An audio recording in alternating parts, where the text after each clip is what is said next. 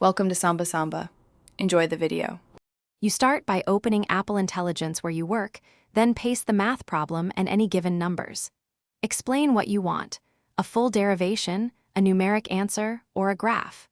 Once done, label variables clearly and state assumptions like units or approximations. Make sure to include constraints such as integer solutions or ranges. Ask Apple Intelligence to show each step. This first step primes the model to follow your method and avoids ambiguous interpretations of the problem. Now guide it through calculation stages. Ask for symbolic manipulation first, then substitute numbers so you can verify algebra before arithmetic. You should request intermediate results and check units at each stage because errors compound. Once you see a step that looks wrong, ask why it chose that operation and have it rerun that segment.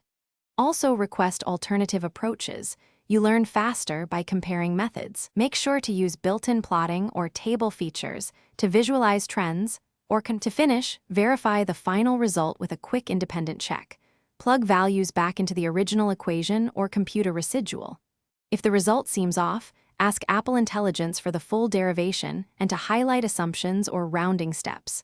Once satisfied, export the step-by-step notes or copy the key equations for study.